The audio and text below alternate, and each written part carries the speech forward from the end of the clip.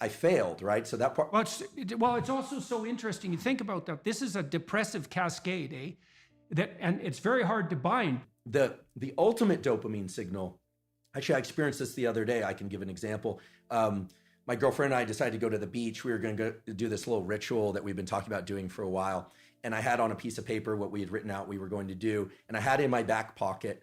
And we got to the ocean and the sun was setting. It was sort of perfect timing for this. And the piece of paper was gone.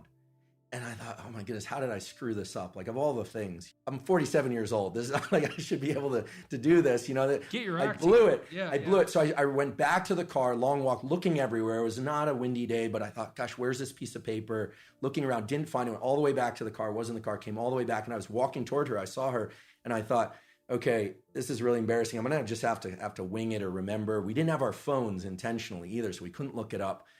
And then I saw the piece of paper on the beach.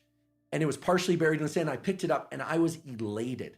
What happened there was my dopamine had dropped way below baseline because I was disappointed that I'd lost it, disappointed in myself, et cetera. And then I found it. Right. So your anticipation was for nothing. Exactly. So you got punished by yourself for that. Exactly. Because that should be eradicated. If you're highly anticipatory and it doesn't make itself manifest, then you were seriously wrong.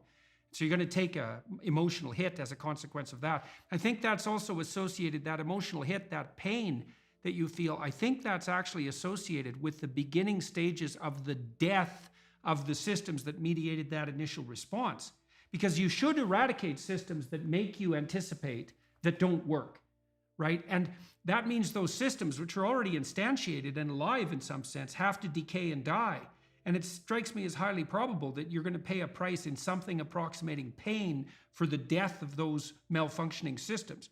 It's also because why wouldn't they fight for their lives to some degree? Why wouldn't they resist the decay and death that might be necessary to keep you going? There should be some pain associated with that logically, because it is a biological transformation.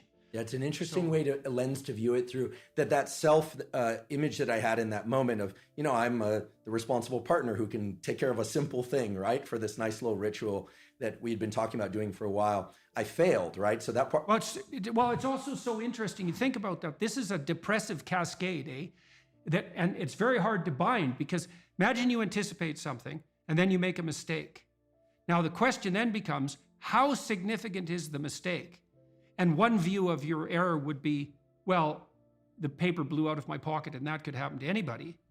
And the more catastrophic interpretation would be, and it's an extension of the thought path that you started to walk down, well, I'm near 50 years old, I should be much more responsible than this, and there's something wrong with me as a person. And then a depressive person would go even further. They'd say, well, not only is there something wrong with me in this decision, this is a decision like every other decision I make right now. I never make a good decision. In the past, I've never made a good decision, and there's no way I'm going to change in the future. And so the depressive takes that punishment response, let's say, that's a consequence of failed anticipation, and can't bind it. It just takes out all of their potential future selves. That's a good way of thinking about it. Yeah. And so then they're in a depressive pit. Yeah, so that's too much learning from failure. Right. I'm really I'm grateful for your insight on this, because indeed, if I'm honest, my thought train went to the point of, I didn't think, I'm a total failure because I lost this piece of paper. I thought to myself, well, if it were a priority, I would have ensured I wouldn't have lost it. Right.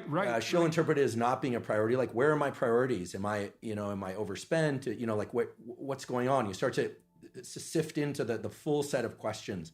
And then, of course, finding the paper resurrects the sense of self. It was, I think it was in that movie, Pulp Fiction. Yeah, well, that binding problem is really tricky, because so there's some good rules of thumb for that, which is one of the rules of thumb for that's extremely useful, that's socially instantiated, is innocent until proven guilty. Right, so you might say when those thoughts come up, because they're adversarial and accusatory thoughts, you might say, well, that is part of the realm of possibility, but I shouldn't. When your child does something wrong that's minor, you don't say you're a rotten kid, right? You bind it. You say, look, kid, here's a bunch of things you're doing right. But in this particular example, specific situation, here's the minimal thing you did incorrectly and how to alter it. And it's a really good habit of mind. It's like to address towards yourself as well as to other people, which is to say, well, what's the minimum crime that I'm responsible for in this moment? And that's part of this miracle of the presumption of innocence, and especially without proof. And a lot of what I did in my clinical practice to people who had a depressive temperament was help them make a case for themselves.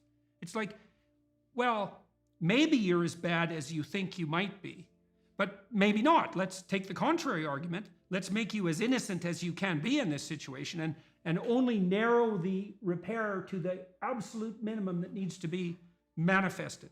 Now, some people don't have that problem because they don't have a depressive state of mind, let's say. They're somewhat resilient to the cascading effects of punishment.